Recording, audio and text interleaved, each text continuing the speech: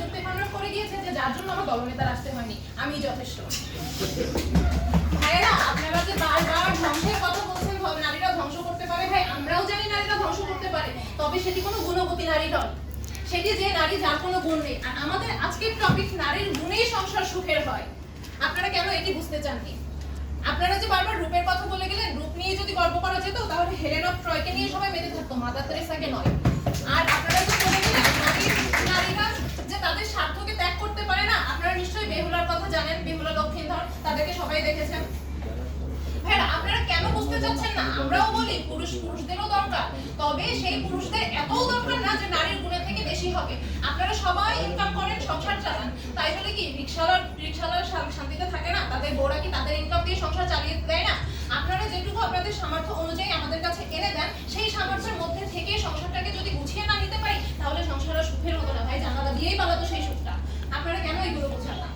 যাই হোক, আপনাদেরকে আরেকটু বলতে চাই আমি, যখন শাশুড়ি আর বউ যে ঝামেলা আমাদের সারা সমাজের সবাই জানে, সেই ঝামেলাটা যখন করে তখন তো মাথায় হাত দিয়ে বসে থাকেন, কি হবে আমার সংসারটা একদম ডুবে যাচ্ছে।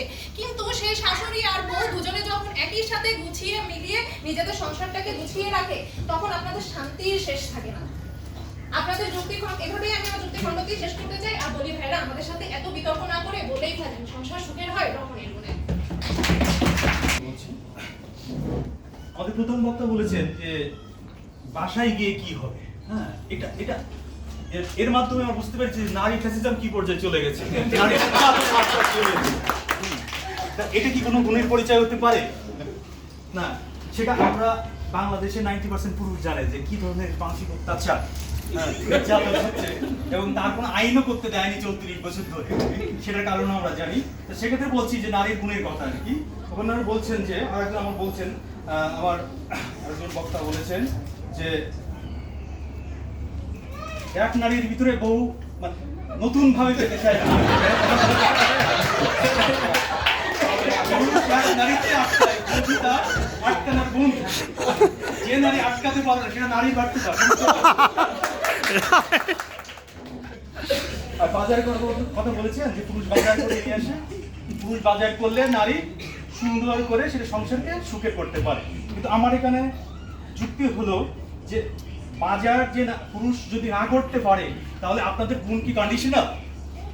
গুণ যদি কন্ডিশনাল হয়, সেটা গুণ করে কে? তাহলে তো এখানে তো আপনাদের গুণ ইন্ডিপেন্ডেন্ট না, ডিপেন্ডেন্ট কার উপর? হচ্ছে পুরুষের উপরে। আপনাদের গুণ অলওয়েজ ডিপেন্ডেন্ট, পুরুষের উপর ডিপেন্ড করে, এটা স্বীকার করতে হবে। আমার আরেক বক্তা বলেছেন এক সুতায় মানে সৌন্দর্য সংসারের সব এক সুতায় গাঁথার জন্য কাজ করে না। কিন্তু এর বিপক্ষে বলছি, এক সুতায় কাজ করার যদি নারী তাই হবে যদি কোনো পুরুষের চরিত্র যদি গুণবান পুরুষ না হয় সংসার, তাহলে কি তারা আপনার এক সুতায় গাঁথতে পারবেন? কখনোই না। তখন পুরুষ যেমন অন্য রমণী খুঁজবে, তখন আমরা অনেক দৃষ্টান্ত দেখেছি, অনেক নারী দ্বিতীয় পুরুষকে খুঁজে নিয়েছে। আর আরেক পক্ষ বলেছেন যে পুরুষ তার গোসল করার পরে টাওয়ালটা বিছানায় রাখে, তারা আবার কিসের গুণের দায়িত্ব নিতে পারে, সংসার দায়িত্ব কিভাবে নিতে পারে, সংসার সুখের কিভাবে করতে পারে। কিন্তু আমি বলবো এই টাওয়ালটা পুরুষ কিনে নিয়ে আসে। না, অধিকাংশ ক্ষেত্রে না। যাও, এই বলতে আমি